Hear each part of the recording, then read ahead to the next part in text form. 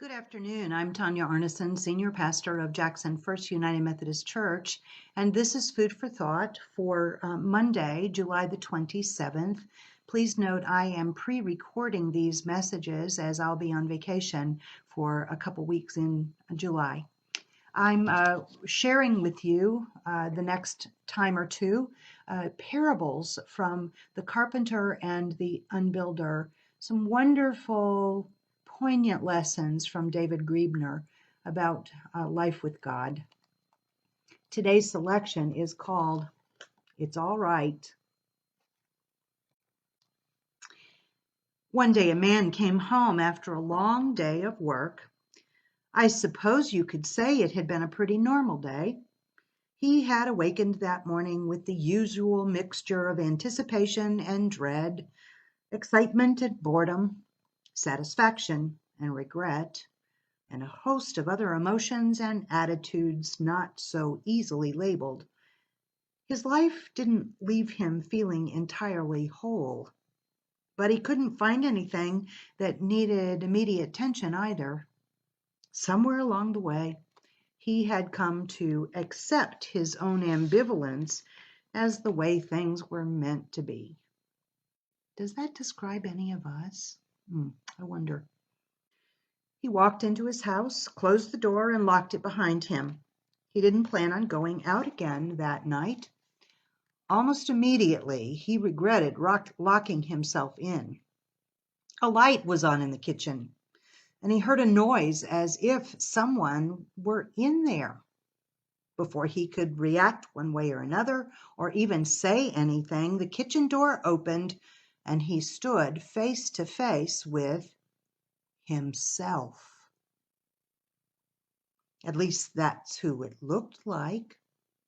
Not only was it like looking in a mirror, but the intruder was eating what he had planned to eat for dinner and was wearing the clothes that should have been upstairs in his closet. The effect the two of them had on each other was pure paralysis. They simply stared at each other, too surprised to move. But while there was little movement going on between them, lots of things was happening around them. A key turned in the door, and in walked another image of himself. This one stopped half in and half out of the door when he saw the two of them. Another one came down the stairs dressed in gym shorts, wearing his sneakers, and toting his tennis racket. Over and over again it happened. One image after another, differing only in slight variations of dress and purpose, walked through the door or came up from the basement or walked down the stairs. When they saw one another, they all stood there full of disbelief, confusion, and, if he were any measure of the rest of them, immense fear. Suddenly, one, with a capital O, was in the room, who was not one of them. He moved slowly and deliberately from image to image.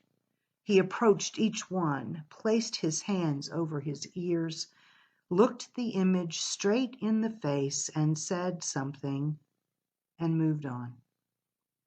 As he moved throughout the room and touched one after another, it seemed that the house was becoming less and less crowded.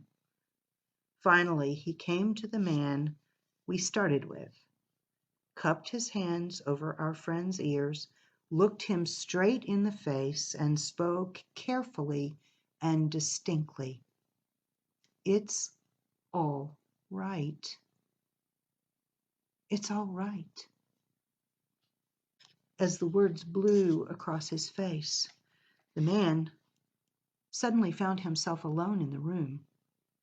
Despite the unusual events of the past few minutes, he felt a sense of wholeness and peace that was unlike anything he had ever felt before. And he couldn't wait to see what was going to happen next.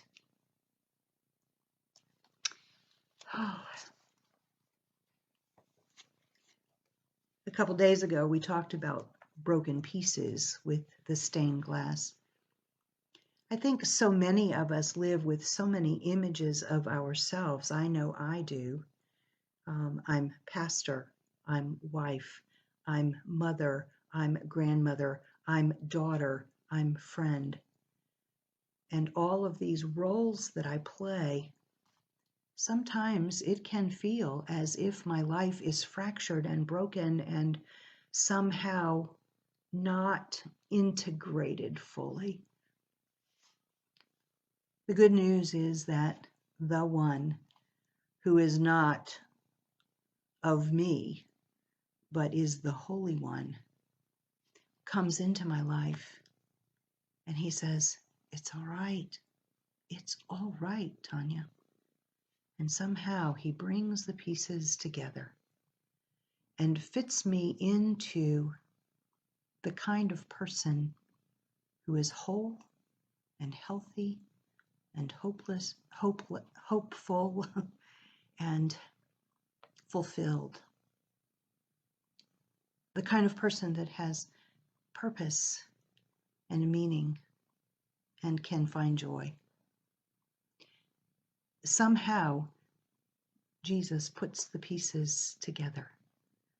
And somehow, if I relinquish all of the pieces of my life to the one who created me, he alone can make me whole, can make me one. And I can't wait to see what he's going to do next. Thank you for being with us today. I look forward to our time again in a couple days. In the meantime, be blessed, be well, and know you are beloved. Amen.